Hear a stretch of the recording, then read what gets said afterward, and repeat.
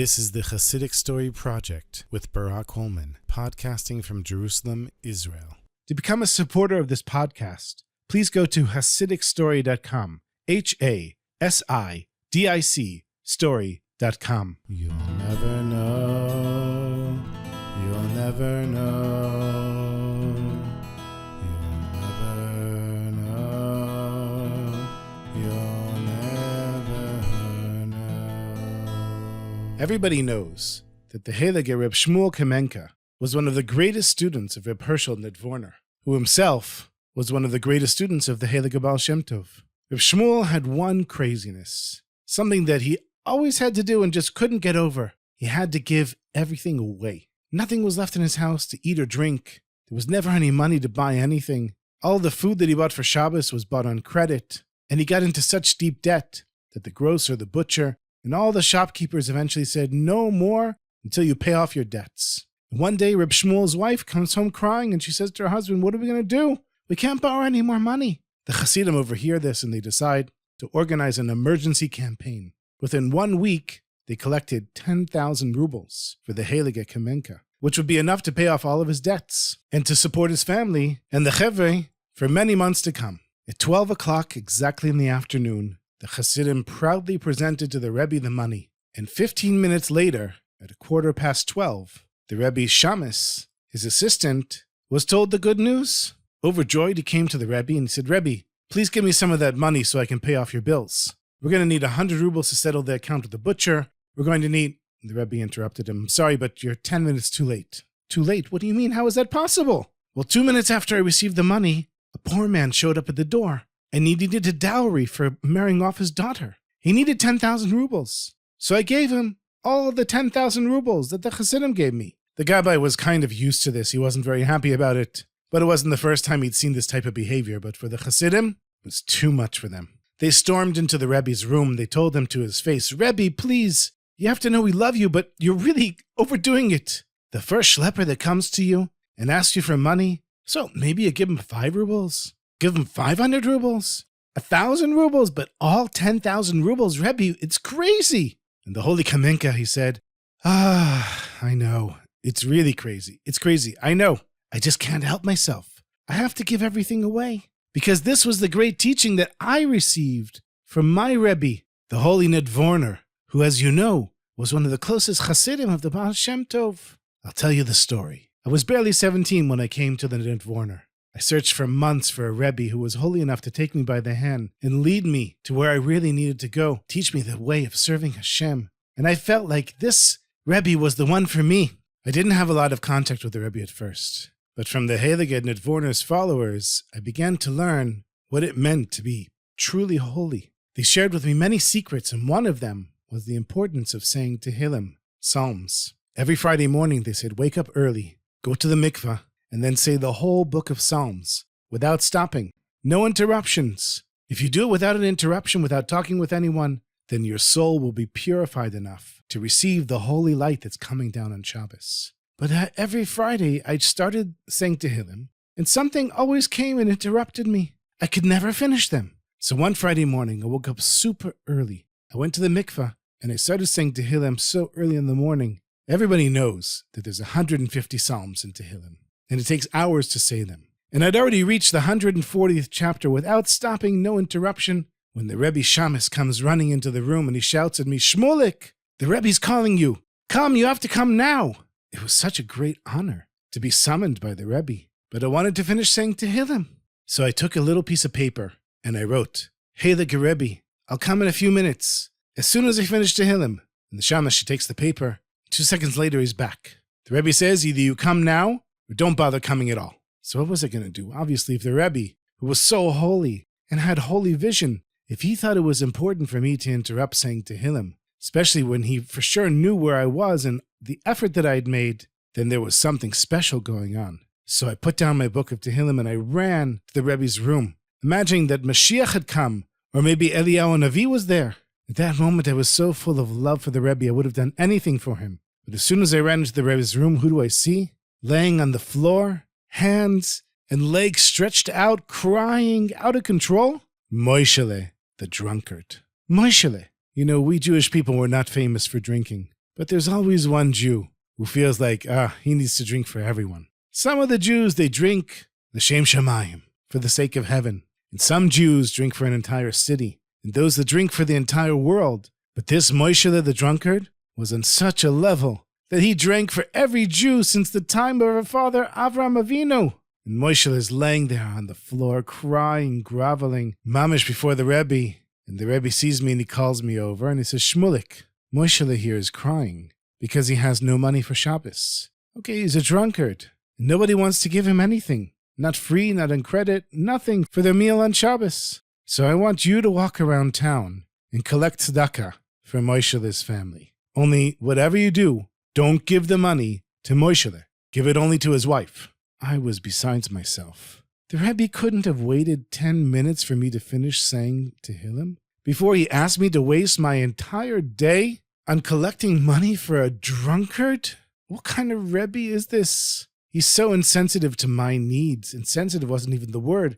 I didn't even know what I was doing being with this Rebbe. How did he not understand me? I was just about to reach the height of holiness, to come into Shabbos on the highest level. And he sends the shamash in to knock me down to the lowest level so I can spend all Friday raising money for a drunkard. I was furious. I was so angry. And the whole time I was walking around town collecting money for Moshe, I kept saying, who needs this? And by Erev Shabbos, by the time I handed the money to Moshe's wife, I'd already made up my mind that Saturday night, Motzei Shabbos, I was out of there.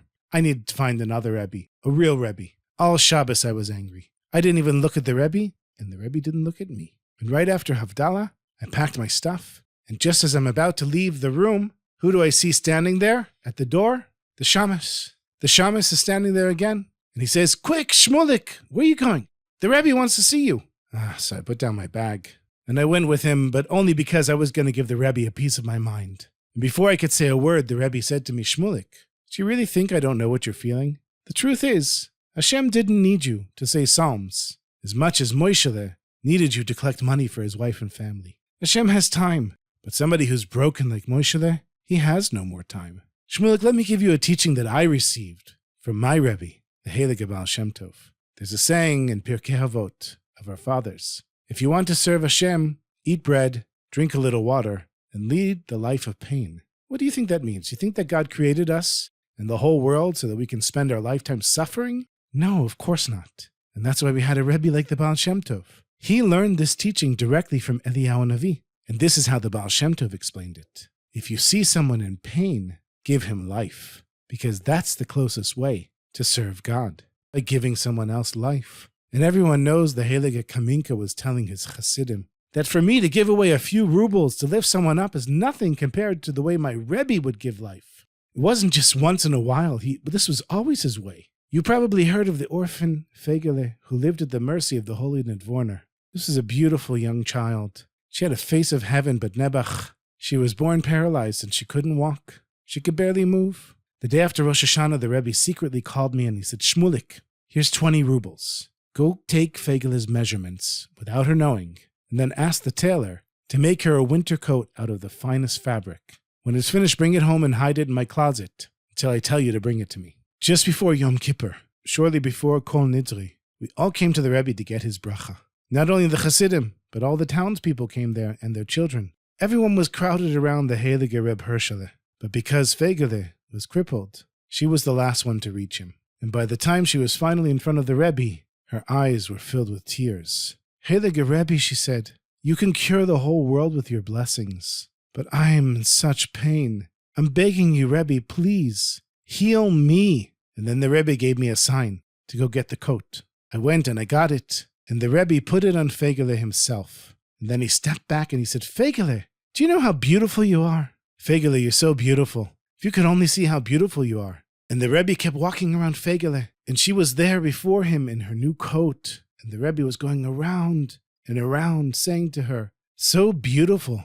Fegele, if you only knew how beautiful you really are. And the Rebbe didn't stop praising Fegele until her tears stopped and she started to laugh. So you see, Chevre, the holy Kamenka said to his Chassidim, and so I'm so grateful to you for collecting the 10,000 rubles for me. I really appreciate it, and I didn't just give it away because I didn't appreciate what you did for me. I gave it away because of what my Rebbe taught me and what his Rebbe, the Baal Shem Tov, taught him, I can't help myself. When I see that someone's in pain, I have to give them everything I have, because when I do, I know I'm giving them life.